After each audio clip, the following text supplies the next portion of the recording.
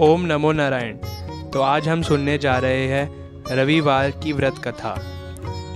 उससे पहले हम पूजा विधि सुन लेते हैं। सर्व मनोकामनाओं की पूर्ति हेतु रविवार का व्रत श्रेष्ठ है। इस व्रत की विधि इस प्रकार है।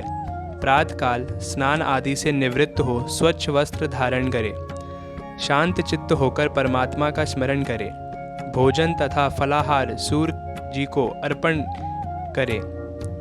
यदि निराहार रहने पर सूर्य छिप जाए तो दूसरे दिन सूर्य उदय होने पर अर्घ्य देने के बाद ही भोजन करे। व्रत के दिन नमकीन तेल युक्त भोजन कदापि ना करे। इस व्रत को करने से मान सम्मान बढ़ता है तथा शत्रुओं का क्षय होता है। आँख की पीड़ा के अतिरिक्त अन्य सब पीड़ाएं दूर होती है। अब कथा प्रारंभ करते हैं। एक बुढ़िया थी।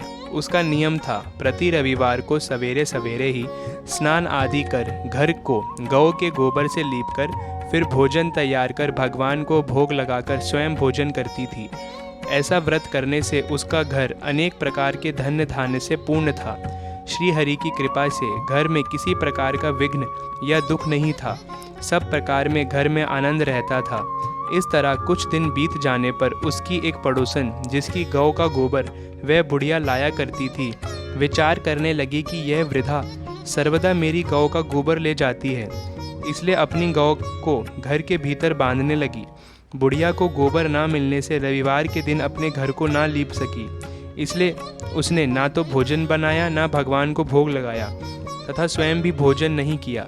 इस प्रकार उसने निराहार व्रत किया।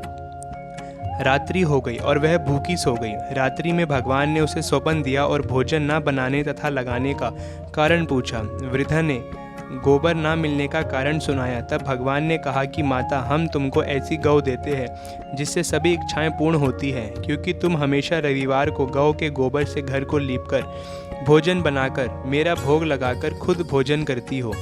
इससे मैं खुश होकर तुमको वरदान देता हूँ।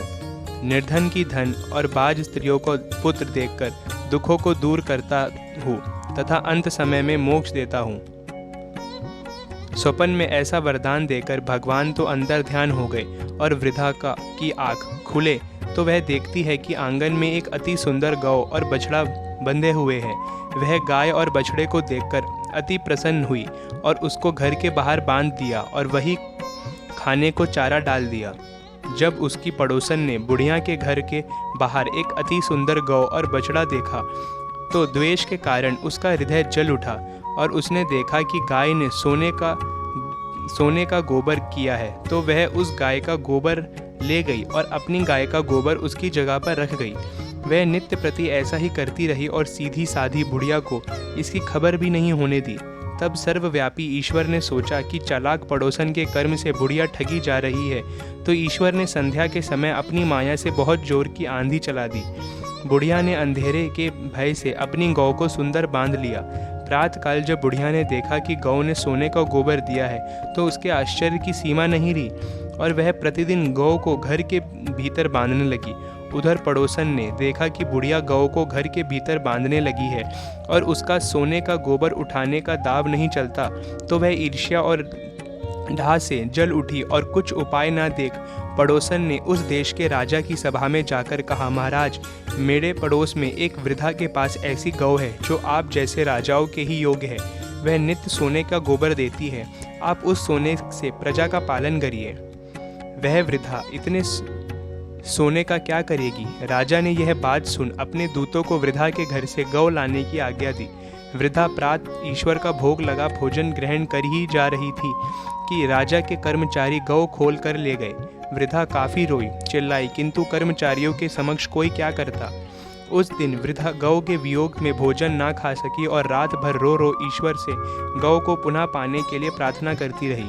उधर राजा गौ को देखकर बहुत प्रसन्न हुआ, लेकिन सुबह जैसे ही वह उठा सारा महल गोबर से भरा दिखाई देने लगा। राजा यह देख घबरा गया।